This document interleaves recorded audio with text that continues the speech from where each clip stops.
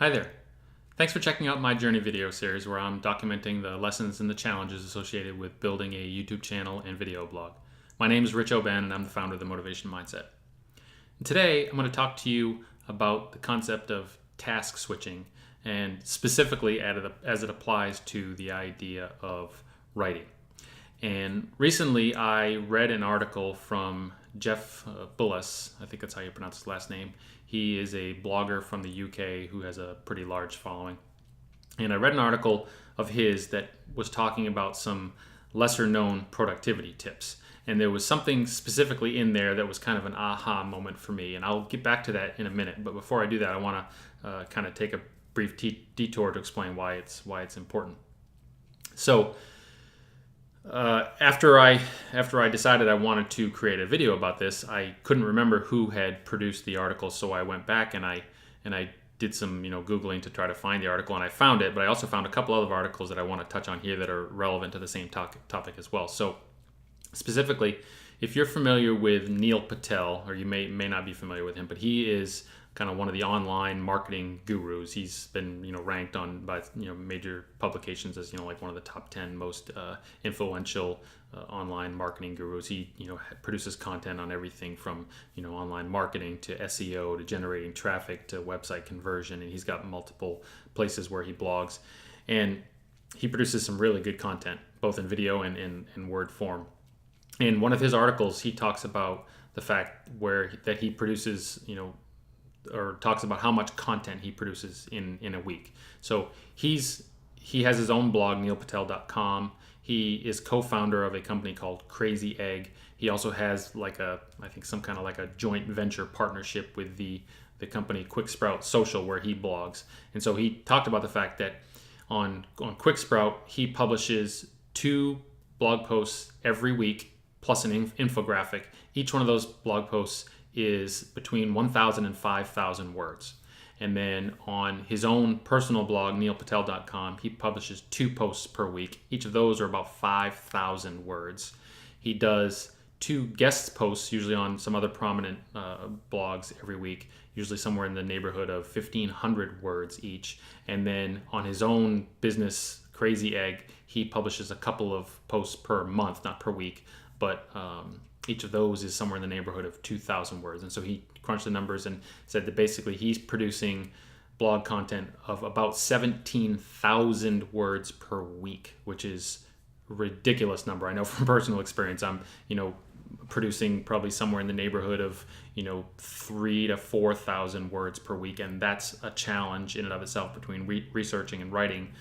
And then everything else that I have to do, surrounding building my business. And I know, Neil has, like I said, multiple businesses that he runs. So there's a lot of other stuff that he's doing every week in addition to producing those 17,000 words of written content. So the fact that he's able to do that is just mind-boggling.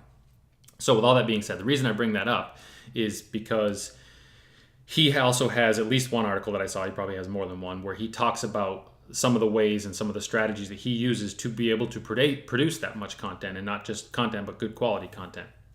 And so, he has an article where he talks about, some of his productivity tips where, some of them are, pretty obvious things and things you've probably heard, elsewhere, like, eliminating distractions and taking breaks, regularly, using the Pomodoro technique, for example, or, setting hard deadlines for yourself, and, ways that you can, generate ideas, and improving your typing speed, and eliminating distractions, and all pretty common stuff that you've likely heard about before.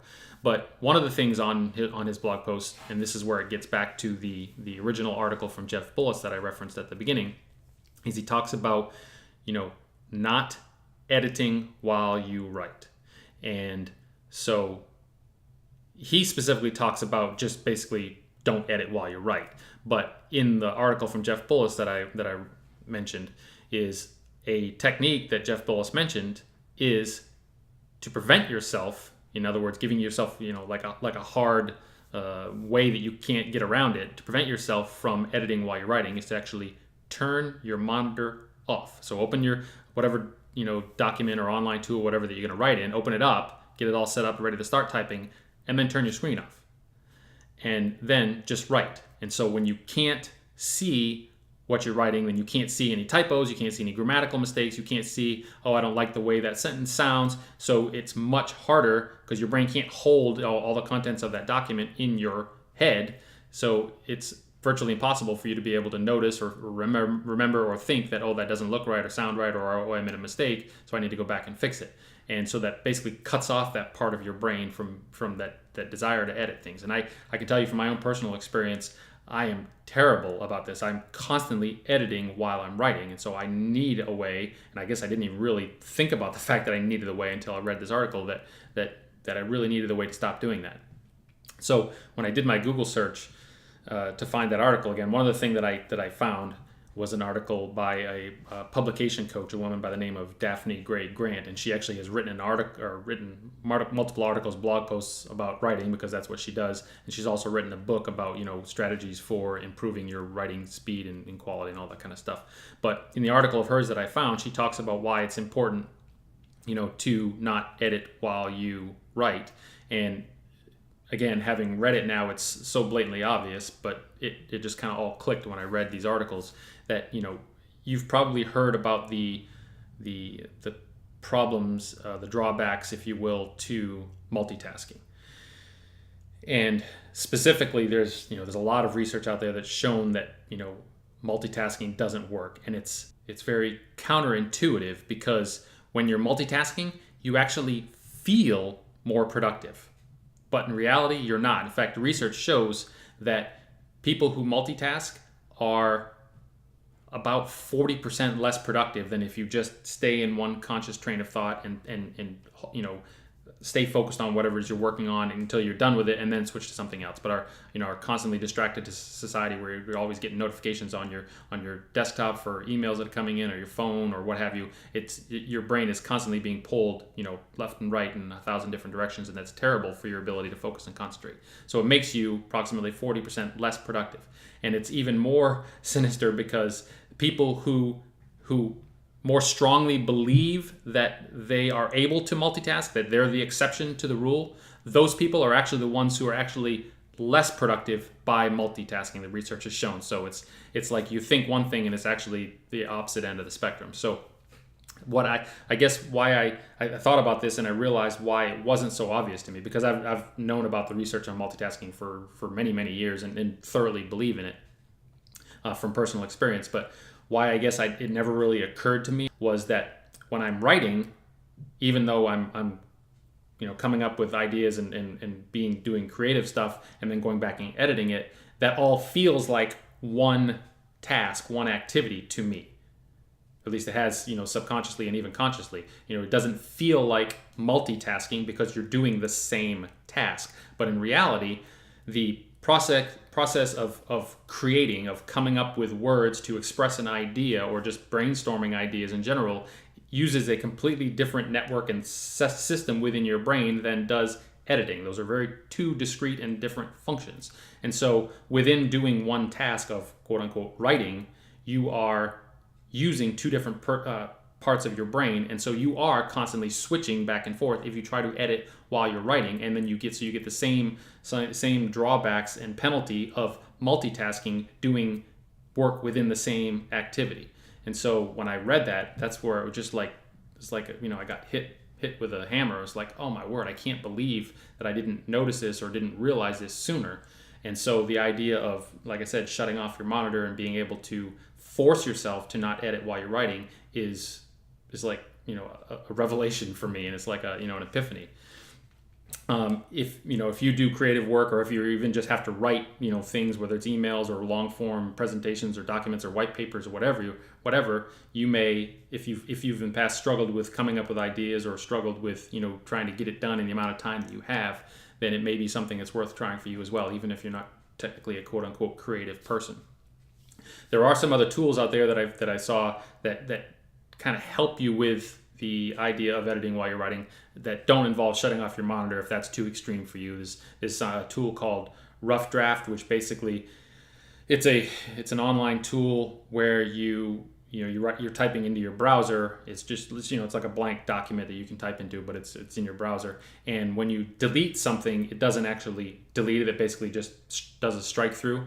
And so you can physically see what you've gotten rid of and still have the ability to go back to it. And I think that what that does is it kind of calms your subconscious mind's concern that, oh, if I delete something, it's gone forever and I'll forget what those words were. But when you delete it in that tool, then they're still there and you can still see them. They're just struck through, so it's obvious what edits you've made. So I think that probably does work fairly well if you wanted to try something like that. And then there's a more extreme version of something called write or die, which it has different modes, but essentially you go in there and you tell it, I want to write so many words per minute, and this is how long I want to write for, and then you start typing in that tool, and you can tell it, depending on what mode you're in, give me words of encouragement, or give me words of basically like scolding if you're not achieving your goal. And then there's the extreme version, or whatever it calls it, that if you don't meet that threshold that you said you wanted to meet, then it actually starts deleting what you wrote before you finish. So that's kind of extreme. I don't really want to use that, I don't think, but I really do like the idea of like I said, just shutting off my screen, because I'm able to type without looking at my keyboard very easily. And I know some people can't do that, so maybe you want to do like voice dictation, and I know there's a way you can do that within Google Docs. If you just got like a microphone or something you can plug into your computer, you can just talk and have the words transcribed onto the screen very easily as well. And I may try that easy as well. But just for now, for starters, I'm going to try the just typing into the screen, because I can do that pretty easily, pretty fast. I'm not blazing fast, but I'm fast enough. So anyway, that was a real eye opener for me recently when I read that article, and something that I know that I need to try, and I think is probably going to help me significantly. I'll probably do another video in a future time where I talk about what kind of actual benefit I've seen with my writing, not necessarily quality, but the amount of writing that I've been able to produce per week. And I'm really looking forward to seeing how that changes. So anyway, I hope this is useful for you. I know it's going to be for me, and I hope you enjoyed this video, and I will see you next time.